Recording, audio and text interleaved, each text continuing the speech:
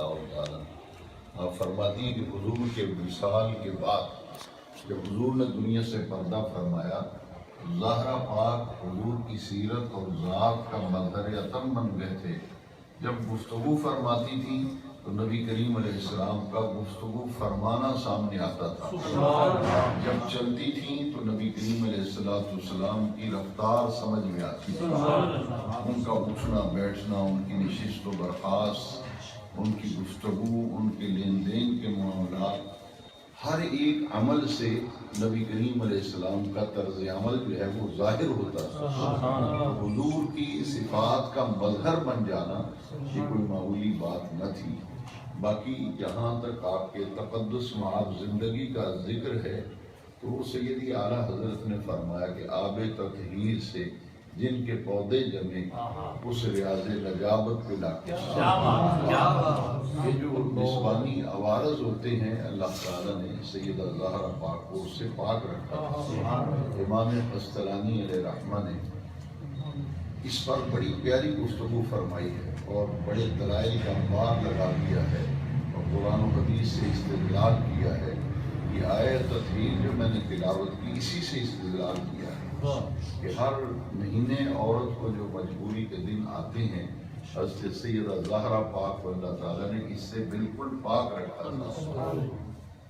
بچے کی پیدائش کے بعد عورت جو ہے جب تک خون نفاس بند نہ ہو وہ نماز نہیں پڑھ سکتی، قرآن پاک کو نہیں چھو سکتی جب تک کہ اس کا جسم پاک نہ ہو۔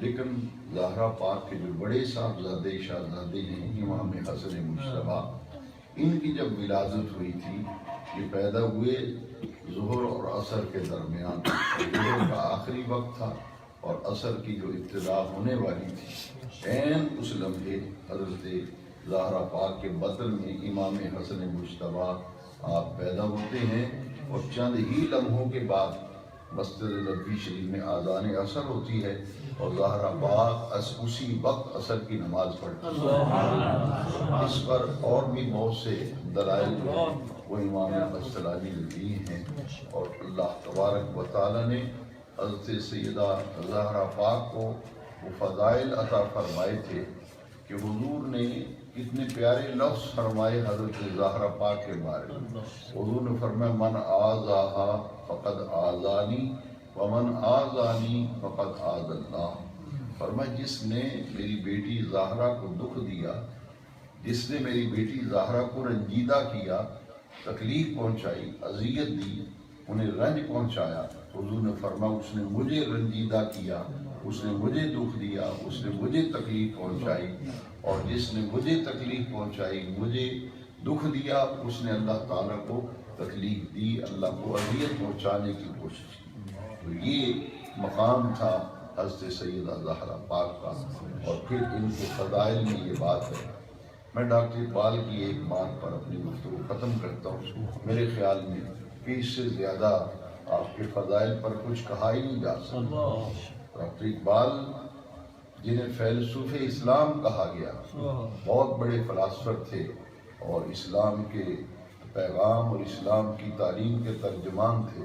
ڈاکٹر اقبال نے کہا کہ اگر میرے پاؤں میں حضور نبی کریم علیہ السلام کی شریعت کی بیڑیاں اگر میرے پاؤں میں نہ ہوتی تو میں زہرا پاک کی قبر کا طواف کرتا۔ چونکہ شریعت مطہرہ میں قبر کا طواف منع ہے، یہ ایک زنجیر ہے جس نے مجھے میرے پاؤں کو جکڑ دیا ہے۔ اگر شریعت مطہرہ میں، اس کا مرادی معنی یہ ہے کہ شریعت میں اگر اجازت ہوتی تو میں زہرا پاک کی قبر کا طواف کیا کہ اللہ کریم نے ان کو، ایک ہوتی ہے بندے کی ذات، ایک ہوتی ہے اس کی صفات، جیسے اخلاق اور کردار جسے کہتے ہیں وہ بندے کی صفات سے بنتا ہے۔ ہم جو بولتے ہیں، گفتگو کرتے ہیں، ہم جو عمل کرتے ہیں، اسے ہی اخلاق کہتے ہیں، اسے ہی کردار کہتے ہیں۔ زہرا پاک اخلاق اور کردار اور سیرت کے اس اعلیٰ ترین مقام پر فائز تھے کہ اقبال کہتے ہیں کہ ان کی ذات، ان کی شخصیت، ان کی ہستی اس مقام پر تھی کہ اگر شریعت مطہرہ اجازت دیتی اور میرے پاؤں میں شریعت کی زنجیریں نہ ہوتی تو میں زہرا پاک کی قبر کا طواف کیا کرتا۔ دوسری بات ڈاکٹر اقبال نے کہی کہ ہر ایک کی جو عظمت ہے اس کی نسبت کی کوئی نہ کوئی بلندی کی وجہ ہوتی ہے۔ آپ نے فرمایا کہ حضرت مریم کو جو مقام ملا، اللہ کریم نے اپنے زمانے کی تمام عورتیں جو حضرت عیسیٰ علیہ السلام کی والدہ مائدہ ہیں حضرت مریم، اس دور کی جتنی عورتیں تھیں اس زمانے میں پوری خدا کی زمین پر جتنی خواتین تھیں، عورتیں تھیں، ان سب میں سے بلند مرتبہ جو تھا وہ حضرت مریم کا تھا۔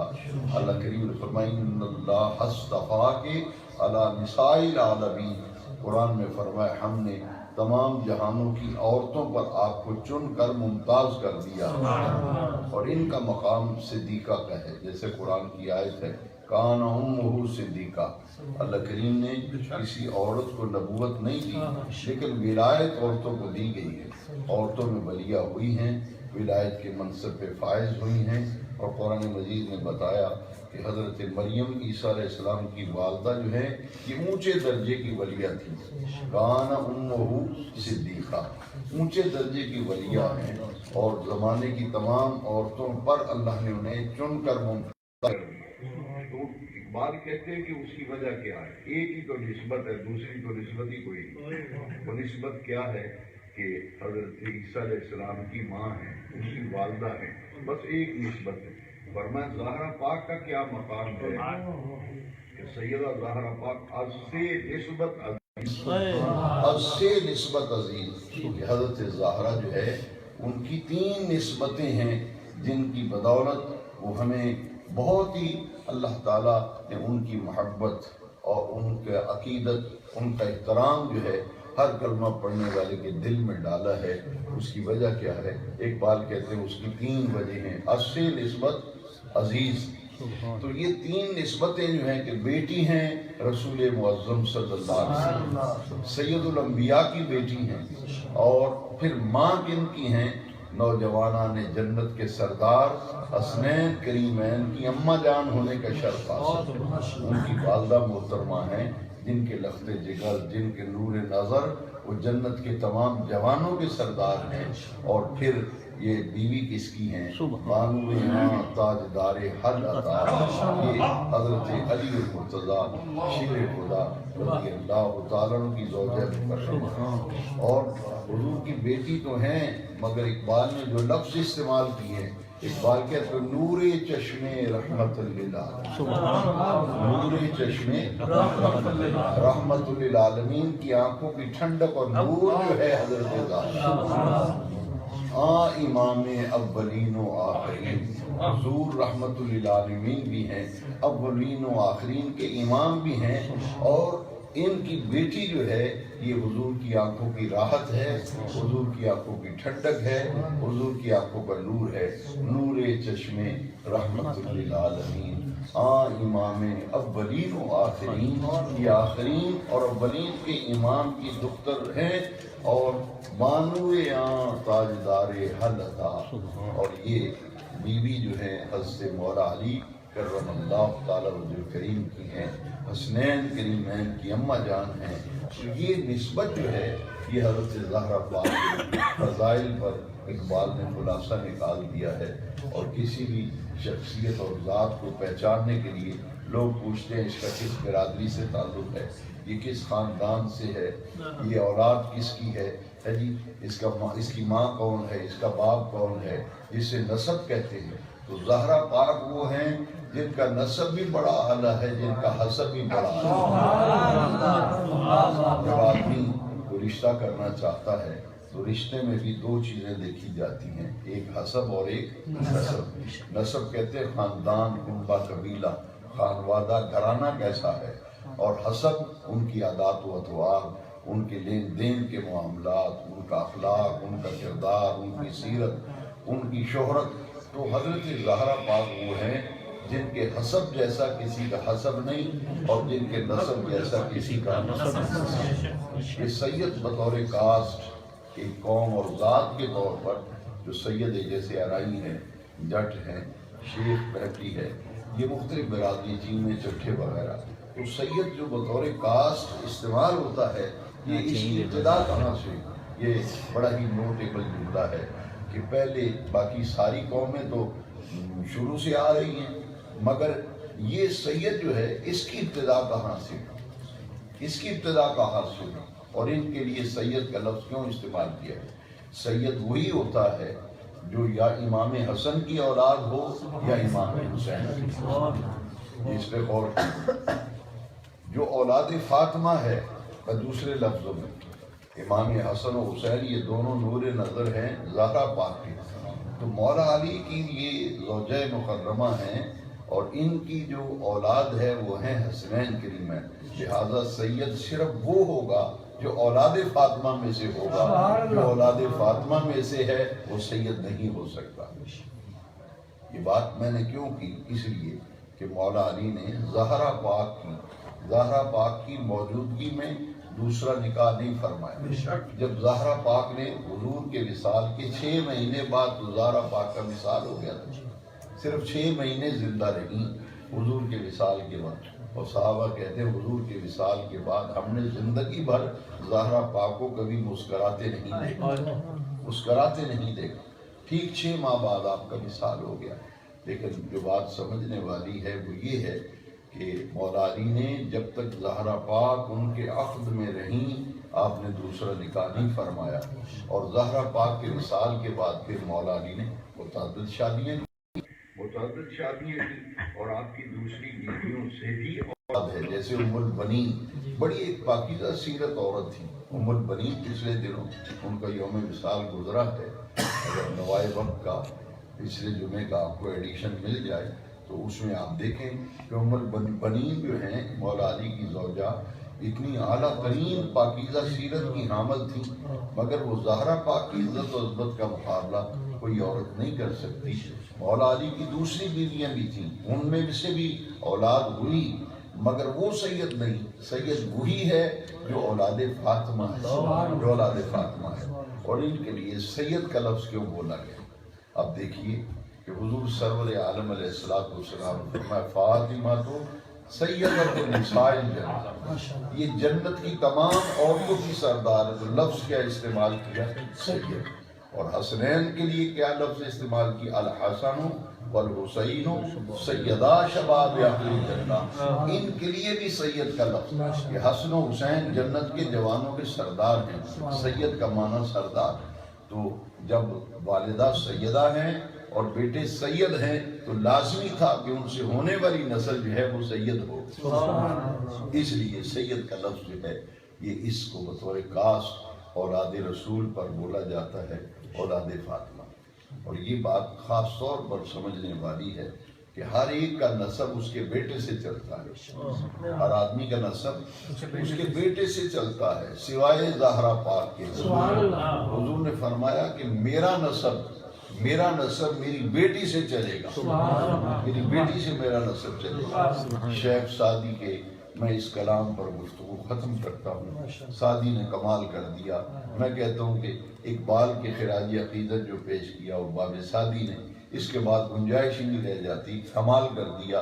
تخیل اور تفکر اور سوچ کی پرواز ہے امام سعدی کی، شیخ سعدی کہتے ہیں الہی بحق بنی فاطمہ، الہی بحق بنی فاطمہ، برکول ایمان کنی فاطمہ، اگر دعوتم رد کنی ور قبول، منو دست و دامان آل رسول۔ معنی دیکھیے کتنا پیارا ہے، الہی بحق بنی فاطمہ، یا اللہ تجھے اولاد فاطمہ کا واسطہ، ان کے طفیل، ان کے صدقے میں، الہی بحق بنی فاطمہ کے برقول ایمان کنی خاتمہ، اولاد فاطمہ کے صدقے، ان کے وسیلے سے باری تعالیٰ میرا خاتمہ ایمان پر فرما، موت کے وقت کلمہ نصیب کرنا، کہ برقول ایمان کنی خاتمہ، اگر دعوتم رد کنی ور قبول، منو دست و دامان آل رسول۔ یا اللہ یہ تیری مشیت ہے، تیری قدرت ہے، تیری مرضی ہے، چاہے تو میری دعا کو قبول کر، چاہے میری دعا کو رد کر، مگر اتنا ضرور عرض کروں گا، منو دست و دامان آل رسول، جب مجھے موت آئے تو میرے ہاتھ میں آل رسول کی محبت کا دامن، میں حضور کی آل کی محبت پر بڑھوں۔ اور پھر حضور نے ارشاد فرمایا من احب حسینا فقد احبنی ومن احبنی فقد احب اللہ. اور دوسری حدیث کو بھی ساتھ ملائیں تو معنی یہ بنتا ہے جس نے میرے بیٹے حسن اور حسین سے محبت کی اس نے مجھ سے محبت کی، اور جس نے مجھ سے محبت کی اس نے اللہ سے محبت کی. پھر مولا علی کے بارے میں کہ حضور نے یہی لفظ فرمائے، من احب علیا فقد احبنی ومن احبنی فقد احب اللہ. جس نے علی سے محبت کی اس نے مجھ سے محبت کی، اور جس نے مجھ سے محبت کی اس نے اللہ سے محبت کی. اور اس کی دوسرا رخ ہے اس آئینے کا وہ کیا ہے؟ ایک ہے محبت اور ایک ہے بغض.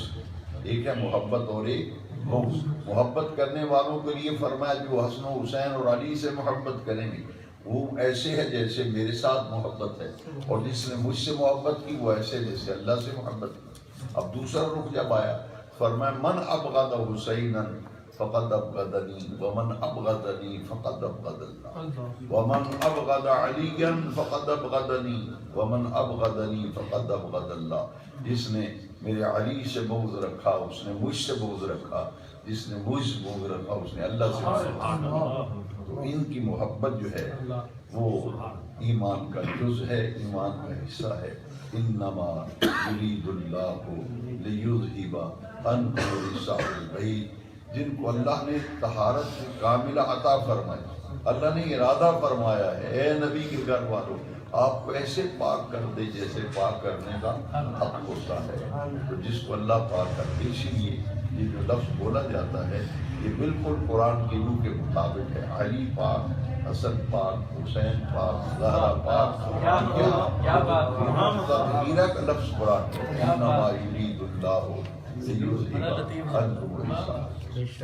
بعض ایسے لوگ ہیں اس معاشرے کے اندر اب ایمان بچانا بھی بڑا مشکل ہوگا. اگر حضرت امام حسین کو علیہ السلام آ کے کہے تو لوگ کہتے تھے کہ یہ کیا کہہ رہے ہیں، یہ کیا کہہ رہے ہیں، یہ کیا کہہ رہے ہیں. یہ تو علیہ السلام تو صرف نبیوں کے لیے ہے. لیکن آپ نے کبھی غور کیا کہ علیہ السلام کا معنی کیا ہے؟ علیہ السلام کا معنی ہے ان پر سلام ہو، ان پر سلامتی ہو، ان پر سلام ہو، اللہ کی سلامتیاں ان پہ نازل ہوں. ہم ایک دوسرے کو نہیں کہتے السلام علیکم السلام علیکم. تو یہ تو ایک سمجھنے کامن سینس کی بات ہے کہ یہ تو ایک اظہار محبت ہے کہ اللہ تبارک و تعالیٰ کی سلامتیاں ان پر ہر لحظہ ہر آن نازل. اور پھر اعلیٰ حضرت کا ایک شعر ہے وہ میں جب پڑھتا ہوں بڑا حیران ہوتا ہوں. اعلیٰ حضرت میں میرے ماں باپ استاد بھائی بہن، میرے ماں باپ استاد بھائی بہن اہل ولد و عشیرت پہ لاکھوں میری ساری اولاد و میرے سارے خاندان، میرے ماں، میرے بھائی، میری بہنیں، سب پر یا اللہ سلام ہو، یعنی سب کے لیے سلامتی ہو. یہ تو دعا ہے. تو اس لیے ماں باپ پہ سلام ہے تو حسنین پہ سلام نہیں. اور نماز کے اندر نہیں پڑھتے السلام علیکہ ایھا النبی ورحمۃ اللہ وبرکاتہ، السلام علینا وعلی عباد اللہ الصالحین. یا اللہ ہم پر بھی سلام ہو اور حضور کے امت کے جو نیک بندے ہیں ان پر بھی سلام ہو. تو جب سب پہ سلام ہے تو حسنین کریمین پہ کیوں سلام ہے. اللہ تبارک و تعالی ہمیں زندہ رکھے تو اسی پاکیزہ عقیدے پر زندہ رہیں. وآخر دعوانا الحمدللہ.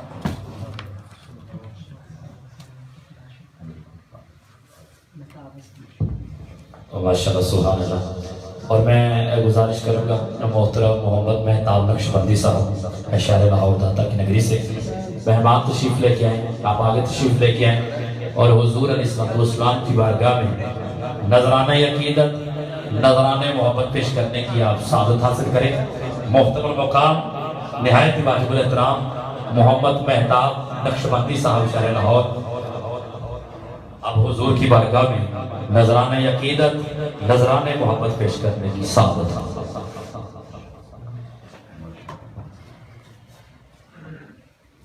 درود پاک باواز صلی اللہ علیہ یا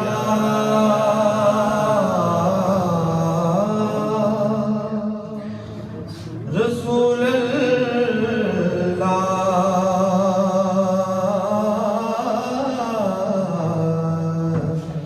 وسلم علیہ یا حبیب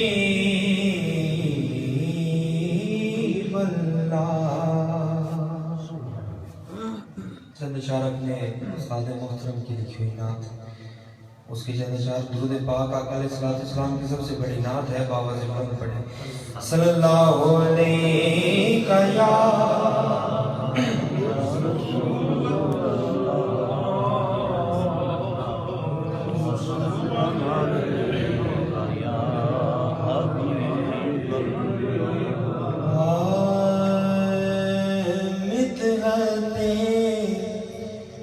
شاہ کی ہر آن رسد ہے، حد ہے مدحت شاہ کی ہر آن رسد ہے، حد ہے مدحت شاہ کی ہر آن رسد ہے، حد ہے۔ ارے پاس کیا خوب غلامی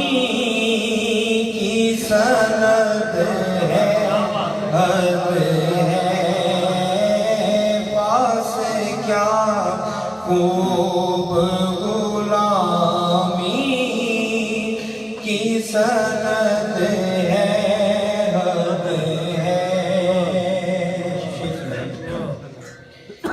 چشمے سانے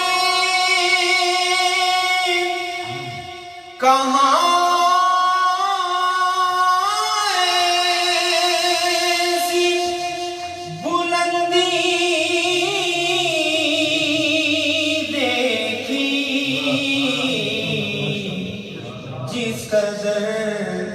سیرت سرکار کا قد ہے، حد ہے، جس قدر سیرت سرکار کا قد ہے، حد ہے۔ دست قدرت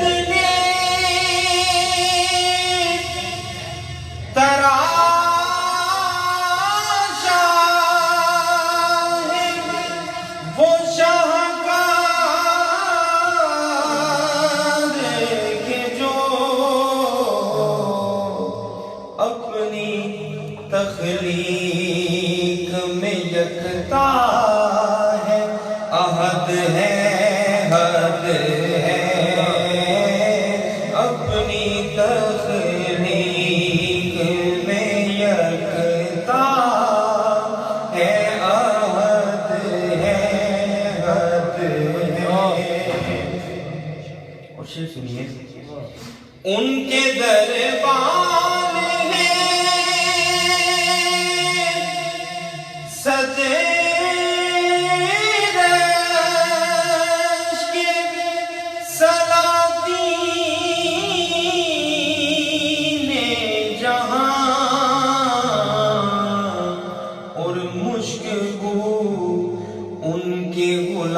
غلاموں کی لہت ہے، حد ہے،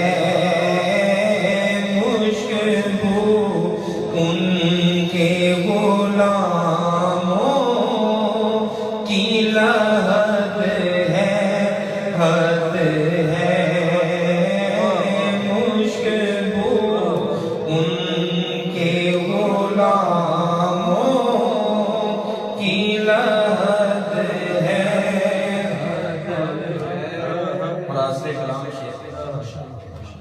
حرف تشدید میں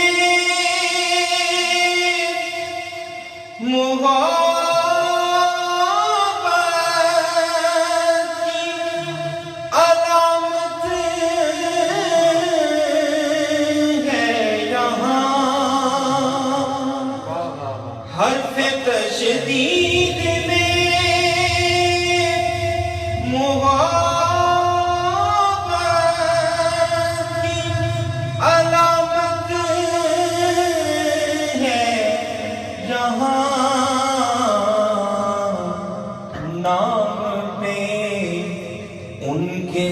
ایک میم بے شد ہے حد ہے نام پہ ان کے جو ایک میم بے شد ہے حد ہے نام پہ ان کے جو ایک میم پہ شد ہے حد